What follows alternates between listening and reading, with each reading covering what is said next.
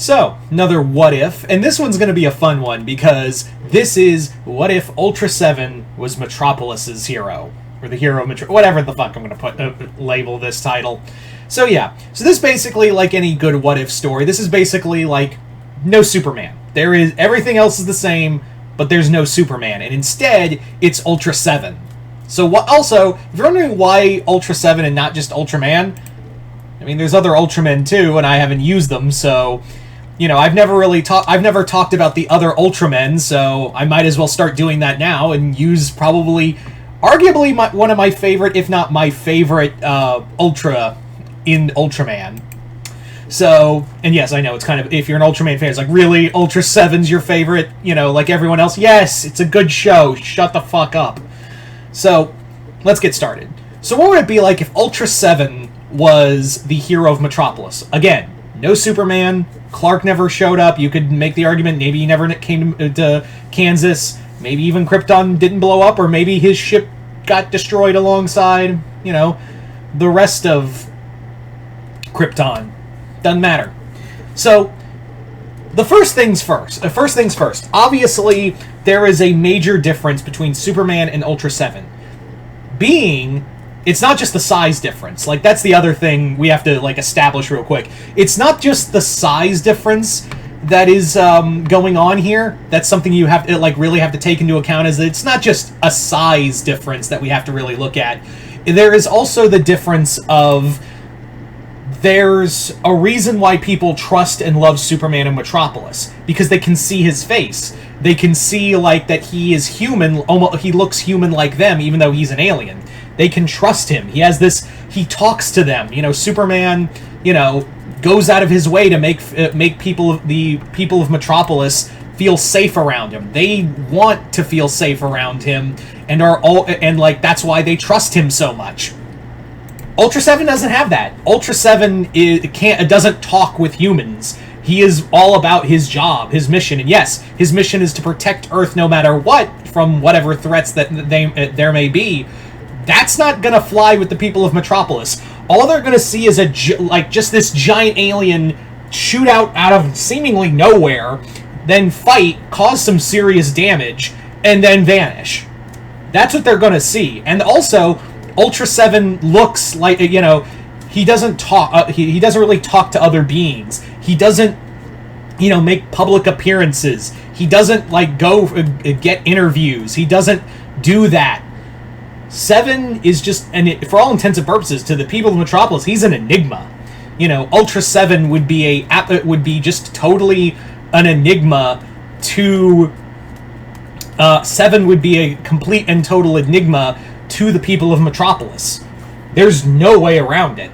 And most people would be scared by that, especially like since this isn't like Ultraseven going around and let's fight in like sometimes a city, but sometimes I drag this fight outside of the city into like a rock quarry or a forest or something like that.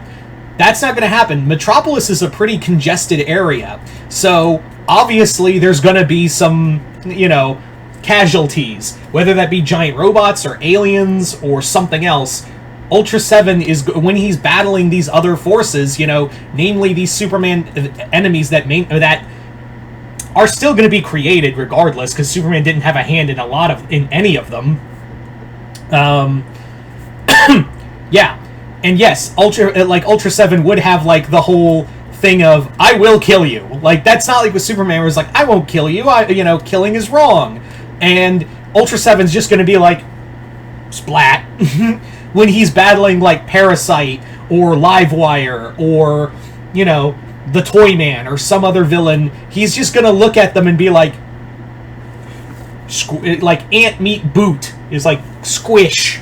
That's gonna be their thing, and all the people of Metropolis are gonna see is a big scary monster, a big scary alien, killing these villains. And while Ultraseven in his head is gonna be like, yeah, it's a threat. I'm neutralizing the threat to protect Metropolis. That's not how the people of Metropolis are gonna see it.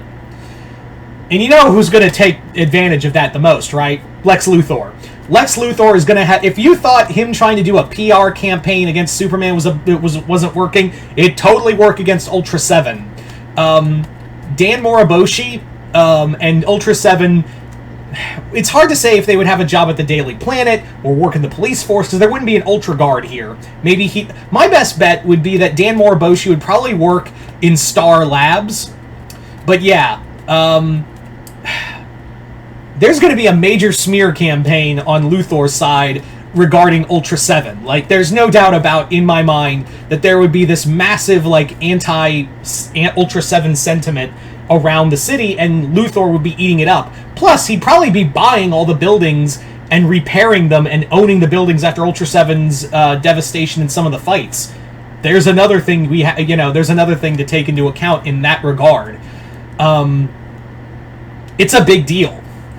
Also, the Daily Planet, yeah, Lois Lane is not going to be kind to Seven. Yeah, she's not going to be, like, dreaming of Ultraseven, like, whisking her off to somewhere to have dinner with her. It's going to be like, yeah, it's a big scary monster that just shows up, and while I do acknowledge that he's doing good, that's not enough. He's just as dangerous as everyone else. Like, he's just as dangerous as these other villains, and these giant robots are aliens. And you damn well know that the rest of the League is going to have, like, some of the League is going to have some problems with him. It's not going to be like with the other, with other superheroes where it's like, oh, Superman, yeah, cool, we can talk to him. You can't communicate with Ultraseven. And you know Bruce is already going to be, like, in the Batcave, like, typing away furiously to figure out, like, some kind of, anti-Ultraseven plan. Probably figure out he's Dan Moriboshi, too. But, yeah.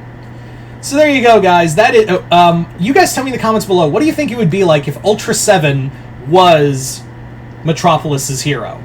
Just comment below, let me know. Other than that, hope you all enjoyed this. I'm Mr. Multiverse. I'll see you next time in the Multiverse.